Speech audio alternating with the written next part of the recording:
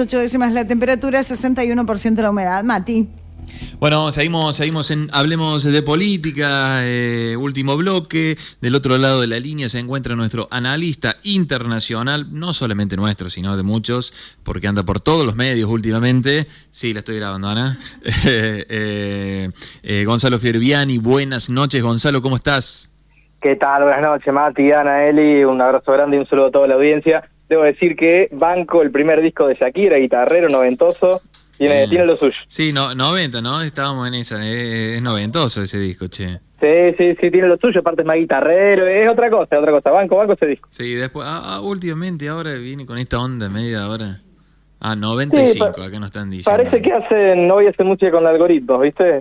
Los temas... Autotune a full, bueno. Sí, vendrá la época, ¿viste? La música tiene muchos ciclos, ya vendrá la época más de guitarras nuevamente. Totalmente, siempre hay reacciones y yo creo que pronto la va a haber de nuevo. Así es, bueno, che, está pasando de un montón de cosas a nivel... mundial. Obviamente vamos a hablar de lo que es el debate, el balotaje que se va a celebrar el próximo domingo en Francia, pero antes de eso te quiero preguntar este cambio, ¿no?, de relación que se dio de Estados Unidos hacia Venezuela, sí, en donde de alguna forma a Guaidó, que lo habían recibido, ¿te acordás?, en Estados Unidos con aplausos, en las cámaras, ya es como que ni se lo nombra. Ahora Venezuela es bueno porque han tenido que hacer algunos convenios por el petróleo, por la situación de la guerra. Bueno, ¿en qué opinión te merece esa situación, Gonzalo? Sí, muy interesante el tema que traes. Está claro que Guaidó hoy ya no es el mismo para Estados Unidos que el que era hace un año atrás. Estados Unidos hoy necesita del petróleo venezolano, necesita no solo del petróleo sino también del gas, porque tiene importante reserva de gas Venezuela, y por eso ya está en plena negociación para levantar las sanciones, para retomar relaciones de alguna manera lo más normales, entre comillas, posibles, y pedirle ya que directamente empiece a producir más petróleo para poder también bajar los precios del crudo a nivel internacional. Para eso necesita, por supuesto, negociar con quien efectivamente maneja el Estado venezolano, ¿no?, que es Nicolás Maduro y no Juan Guaidó. Entonces, esto también se explica por eso, pero por supuesto, en el medio, bueno, Guaidó y todos quienes lo han apoyado y lo continúan apoyando en la región quedan bastante descolocados, quedan bastante en orsay, para hablar en criollo. Sí, como de alguna forma no hay ideología acá hay economía, diríamos, ¿no? Totalmente. Y como también los satélites en Argentina, que estaban todo el día hablando de Venezuela, ya no lo hacen. Eso es lo que he notado. No sé si vos notaste eso, porque antes era... iba un político a un programa y enseguida era el nombre, ¿no? Poner de ejemplo un país que me parece patético, poner de ejemplo como lo malo de un país. Totalmente. Y cómo esos emisarios, como se quiere llamar, ya no lo citan como el mal ejemplo, ¿no? Como el cuco. Totalmente. Y no solo eso, vos fíjate que hace algunos días el gobierno argentino restableció ya relaciones diplomáticas plenas con el gobierno venezolano, y no salió prácticamente en los medios como para criticar al gobierno argentino por hacer esto, ¿no? Claro, ¿no? En otro momento hubiera sido un bombardeo permanente mediático, y esta vez no, justamente por esto que hablamos antes, ¿no? Que viene cambiando la postura de los medios, y te das cuenta también a qué responden los medios, ¿no? Porque por un lado, para Estados Unidos está claro que esto es una cuestión de economía. En la política internacional no hay amigos, hay solo intereses. Las ideologías no pesan demasiado, sino que lo que más pesa es el interés económico, coyuntural, y esto es un ejemplo de eso. Y los medios, por otro lado, bueno, uno ve cómo claramente siguen la agenda del gobierno estadounidense. ¿No? Como, de alguna forma, como siempre decimos, cómo queda en evidencia cuando...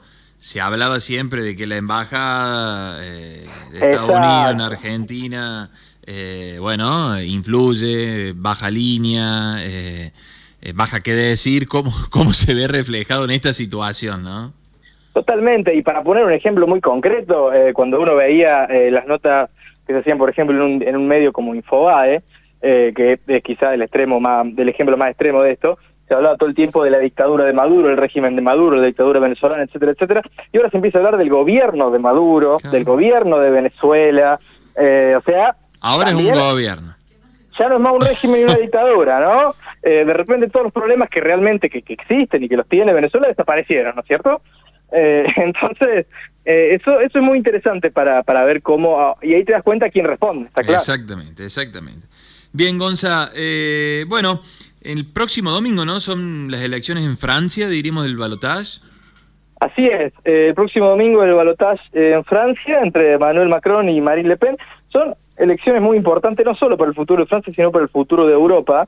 Francia es uno de los países más importantes de la Unión Europea y Macron de alguna manera está intentando tomar la posta del liderazgo de Merkel, que quedó vacante, y se enfrenta con Marine Le Pen, representante del partido de ultraderecha, pero que es completamente anti-Unión Europea, está a favor inclusive de salir de la OTAN, no quiere que Francia se involucre militarmente, por ejemplo, en la región de Ucrania, tiene vínculos aceitados con Putin, todo eso se ha metido, por supuesto, en la campaña, ¿no? Hubo un debate el otro día. Sí. ¿Lo viste? ¿Tuviste la oportunidad? ¿Qué debate raro, ¿no? Sentados los dos en una mesa. Para nosotros acá en Argentina es muy raro. Nosotros seguimos con esos debates tipo muy formales. Sí, me pareció muy interesante. Sí, parecía un programa político más que un debate, ¿no? Claro, los dos sentados en una mesa discutiendo. Me gustó. La verdad, sí. Puede estar de acuerdo uno con el otro, pero eso es lo que decía. Era como una discusión de dos políticos discutiendo el modelo que cada uno defiende. Exacto, eso también me gustó, está claro que son dos modelos completamente contrapuestos y me gustó el debate que se discutía el modelo, con poca chicana, hubo chicanas personales por supuesto, pero no tantas, sino que hubo más bien discusión de modelo, eso me pareció muy interesante y creo que le hace muy bien por supuesto a la discusión política, no discutir personas o nombres, sino modelos políticos. Y lo interesante acá es que, bueno, varias cosas, pero por un lado, en el debate, en un momento, Macron aseguró que gracias a él no se hizo el acuerdo de libre comercio del Mercosur en la Unión Europea. ¿Vos te acordás de eso? Claro. Que Faury y Macri tanto habían festejado en su momento. Bueno, Macron dijo que él no, que él defendió a los agricultores franceses, como habíamos hablado acá que iba a pasar, y que no se hizo porque él defendió al sector agrícola francés. Eso me pareció un dato interesante y que nos afecta. Claro, que nos afecta directamente. Exactamente. Y después, otro dato interesante para pensar acá, como el sentimiento antisistema, de alguna forma, es transversal a todas las ideologías políticas. Ver cómo quien quedó tercero en las elecciones francesas fue Jean-Luc Mélenchon, que es de la izquierda, ¿no es cierto? De una izquierda también anti-europea. Hace cuestión de un tiempo se había viralizado un discurso de él, bien cuestionando, ¿no? En este sentido, Francia o la postura frente a las guerras y estas cuestiones, pero marcando una línea ideológica fuerte de izquierda. Sí, de hecho es alguien que reivindica abiertamente el chavismo, que reivindica abiertamente los procesos latinoamericanos como Evo Morales, o sea, es alguien que efectivamente se define de izquierda, ¿no es cierto? Y lo que me parece interesante es ver cómo, de acuerdo con los sondeos, ahora habrá que verlo el domingo que viene para ver si efectivamente es así, un porcentaje muy importante de quienes los votaron a él en primera vuelta, ahora en segunda vuelta no van a votar a Macron, sino que van a ir a votar a Marine Le Pen. Eso es un dato raro e interesante para analizar. Tal cual, porque yo creo que lo que comparten es el sentimiento antisistema, el sentimiento anti-elite, anti-establishment, que es lo que representa Macron, y para ellos no importa si la ruptura es por izquierda o por derecha, pero quieren que se produzca la ruptura con el sistema, ¿no? ¿Y hubo alguna pronunciación de parte del hombre de izquierda? Sí, Mélenchon dijo abiertamente que no hay que darle ni un voto a Le Pen. O sea, él fue claro con esto, no apoya a Le Pen. Mélenchon fue muy claro con esto, no hay que apoyar a la derecha, dijo. Sin embargo, sus votantes, obviamente nadie es dueño de los votos, ¿no? Ni acá ni en ningún lugar del mundo, sus votantes prefieren entre un 30 y un 40%, de acuerdo con los sondeos, prefieren ir a votar a Le Pen, otro sector no va a ir a votar, y los menos van a ir a votar por Macron. Gonzalo, ¿hay alguna encuesta o algo? Pero viste, hoy hablar de encuestas es muy difícil, Sí. pero bueno, ¿hay algunos sondeos?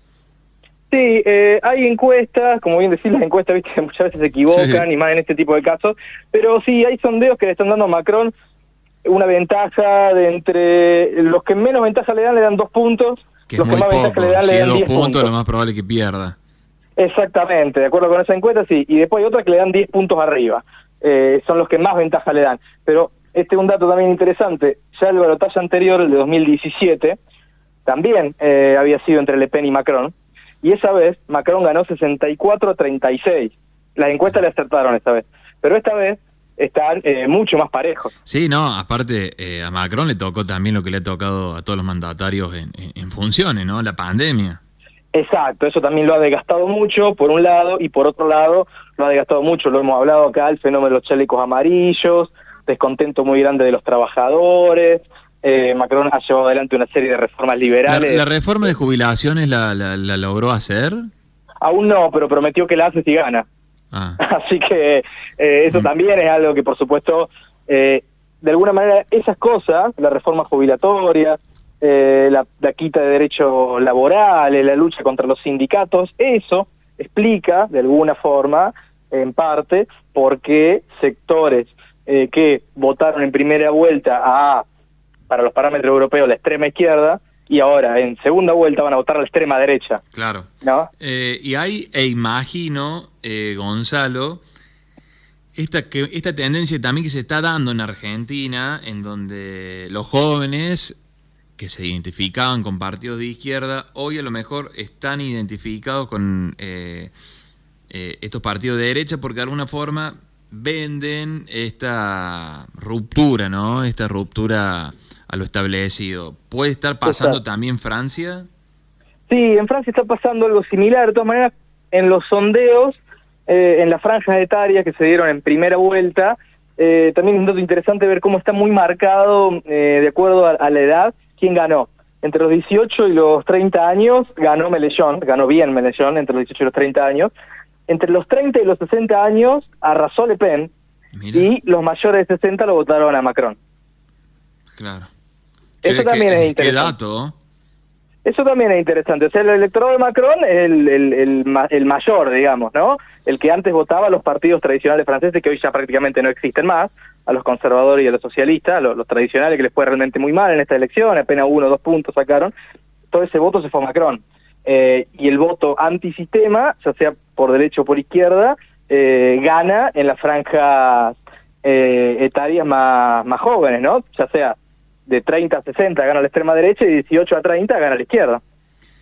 Son todas cuestiones que se van a ir configurando a nivel mundial, todo el cómo están votando las distintas edades. La verdad que sí, es súper interesante para analizar. Querido Gonzalo, bueno, acá Anabela te cuento que se corta con nosotros y se va a ver Las pastillas del abuelo acá en la vecina localidad de Villa María, y ya me está mirando con una cara media, dale. Tenía que decirlo, él tenía que decir eso al aire, es malo. Que se quiere ir, claro. Bueno, te vamos a dejar pedir alguna canción, Gonzalo, a ver, dale. Bueno, totalmente contrario a lo que sonó al principio, ¿no? Pero hoy cumple 75 años de gran Sí, equipo. Señor, sí, señor. ¿Cumple? Y también se cumple el aniversario de la muerte de Prince. Ah, pero así es. Sí, ¿qué vas a elegir entonces, Gonzalo? No, ¿Easy Pop? vamos con Easy Pop. Vamos con Easy Pop. Un poco más para arriba para terminar. Por favor, te lo pido. Terminamos rompiendo todo. Altos personajes Easy Pop, ¿no? Ay, sí, un milagro que esté vivo y que se cumple 75 años. Un milagro. 75. ¿Sigue haciendo música? Sí. Sí, y se lo ve en un estado físico realmente impresionante, impecable. Sí. Así es. Bueno, Gonza, obviamente el domingo vas a estar siguiendo la elección y vamos a estar ahí mensajeando, amigo. Así es. Estaré desde México siguiendo las elecciones. Ah, cierto. ¿Cuándo te vas? El sábado me voy y el domingo estaré siguiendo las elecciones de allá. Y les adelanto, seguramente analizándolas para C5N el domingo, desde allá me toca hacer. Muy bien, buenísimo, querido. buenísimo. Aplausos. Felicitaciones por este año que va de puta madre. Un abrazo. Un abrazo, hasta la semana que viene. Chau.